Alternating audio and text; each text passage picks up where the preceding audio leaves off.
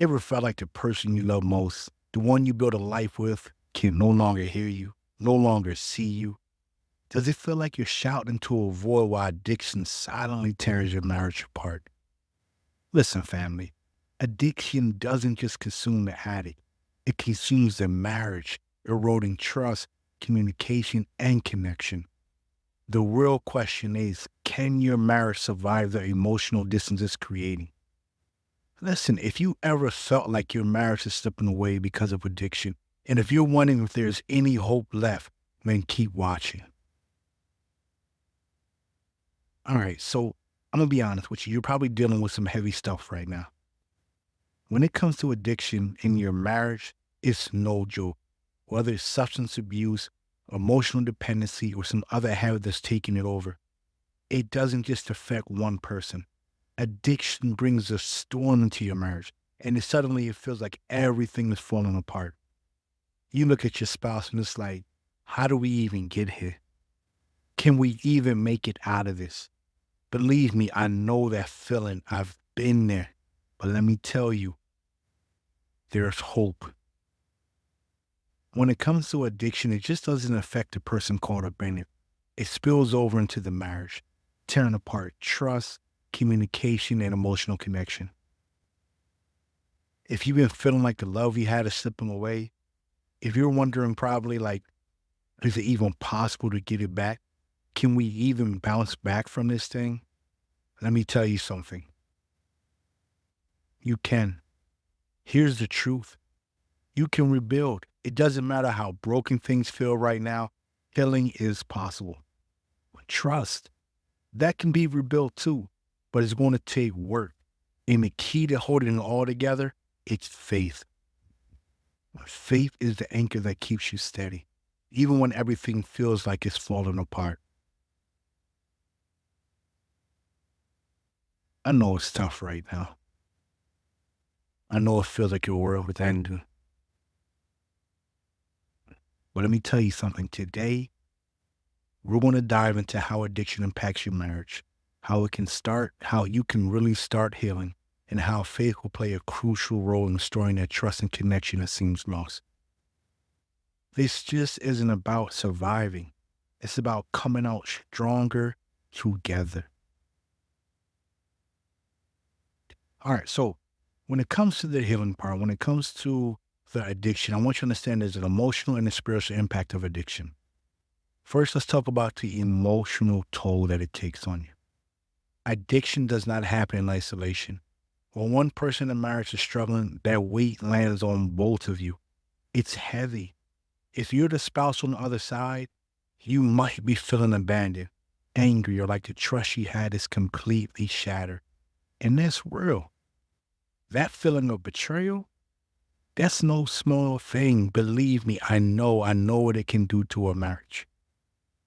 Seeing how my wife broke when I relayed to her, when I revealed to her how deep my addiction actually went. That's something I never want to see again. If you, if you're the one battling addiction, listen, I get it. Like I said, I've been there. You probably feel trapped in a cycle you can't break. You know you're hurting the person you love the most and you're feeling helpless about it. The shame and the guilt, that weigh heavy on you. But here's what I need both of you to hear. The fact that you're here watching this right now means that there's hope. You're not stuck. Healing begins with understanding where you're at, and that starts with recognizing how addiction has impacted both of you. So when it comes to the spiritual side of it, spiritually, addiction can also feel like a barrier between you, your spouse, and even God. It's easy to feel like you messed so like you messed up so bad that God's nowhere to be found.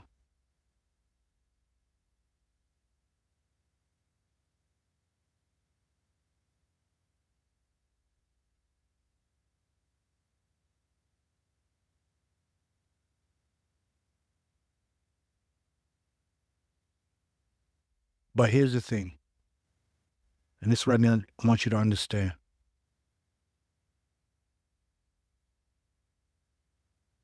God does not abandon us.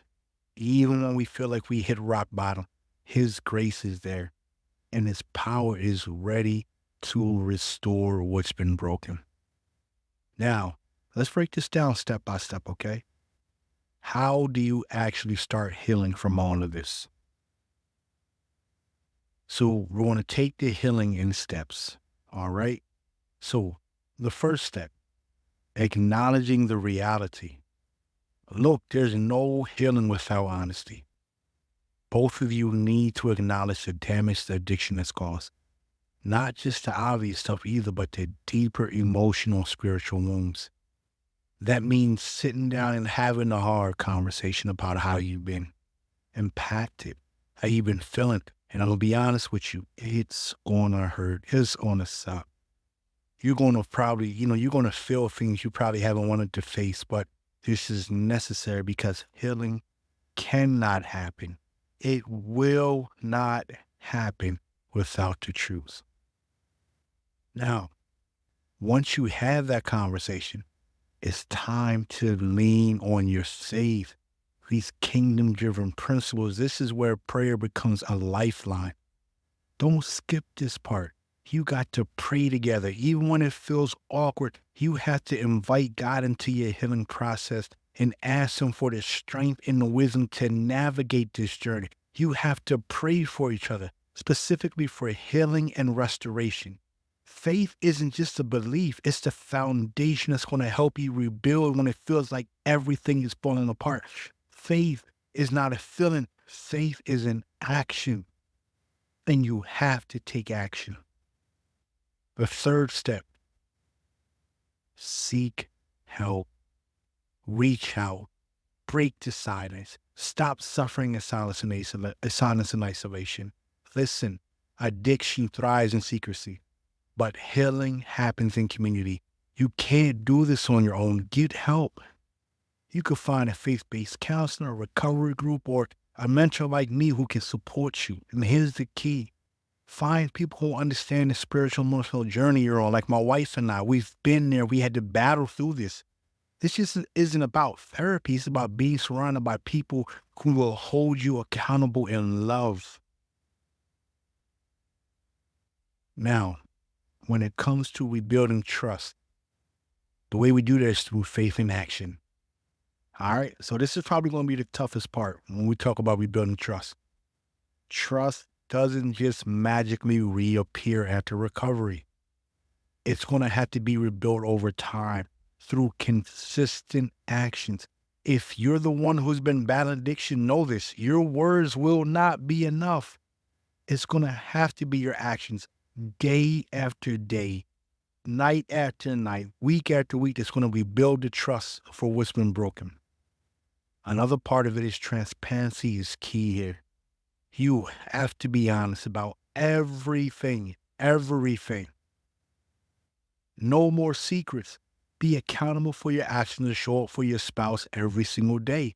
And if you're the spouse who's been hurt, rebuilding trust means opening your heart to the possibility of healing. I'm not saying it's going to be easy because it's not, but it is simple because healing is forgiveness. They go hand in hand. That's a process and it's going to take time. Excuse me. But this is where faith comes in. Your faith is going to have to come in strong on this point because faith gives you the strength to forgive when it feels impossible. It reminds you that healing isn't about putting broken pieces back together. It's about creating something new, something stronger, something that can withstand the storms of life because it's built on God's love, on God's grace, on God's mercy, and God's favor. The storms are going to come, guys. You don't have to be an addict or be struggling with addiction to know that. All right. Now, moving forward. And this is where we get into practical steps about how to move forward. So, what can you do right now? First, start praying together daily. Like I said before, it might feel awkward at first, but trust me, prayer invites God's healing power into your marriage. Second, schedule regular check-ins. Make it a habit to talk openly about your feelings, about your progress, and where you're still struggling. Listen, you have to talk about the struggles. These conversations help you stay connected and accountable. And third, stay plugged into your faith community. Don't isolate yourself. Keep those kingdom driven people around you who's going to support you, love you, encourage you, and also hold you accountable, remind you that healing is a journey, it's not a destination. Now, listen, I know this feels overwhelming. I know it's hard to believe that healing is even possible when you're in the thick of the storm. But here's the thing, with God, with faith, with your commitment and the guidance of the Holy Spirit, you can heal together. Your marriage can be restored, trust can be rebuilt, and your love can also. Your love will come out stronger than ever before. Listen, family, if addiction has impacted your marriage and you're ready to start that healing journey, I want to invite you to subscribe to this channel for more guidance and encouragement. And if you're ready to take the next step, don't wait. Reach out. You don't have to do this alone. My wife, Geisha, and I are here to help you walk through this journey toward healing and restoration. Listen, I've been where you've been. I've been trapped in that cunning, baffling, and powerful disease of addiction. I had to rebuild the trust. I had to rebuild my marriage. I had to rebuild everything that was lost due to this addiction. And we was able to do it through the grace, mercy, and favor of God, through the forgiveness of God and forgiveness of my wife. So I don't want to hear that you can't get past this. I don't want to hear that you can't overcome these challenges, because you can. I'm a firm believer in that. But it's about taking the right steps. So if you're tired of being a slave to this addiction, to these addictive behaviors, if you're tired of failing in your marriage and not showing up as a man or woman that God created you to be, reach out. You don't have to do this alone. You don't have to stay stuck in struggle and suffering in silence and isolation. We are here with you. We are here for you. Drop a comment. Reach out to us at butlerbest24@gmail.com. Look me up on Facebook at Derek Butler or Geisha Butler. Follow us on Snapchat at Butler's Best. Like I'm screaming, not Snapchat. I'm talking about TikTok. Like there's ways you can reach out. Okay? But don't stay stuck in struggle and suffering in silence and isolation. We're here with you and we're here for you. You're not alone.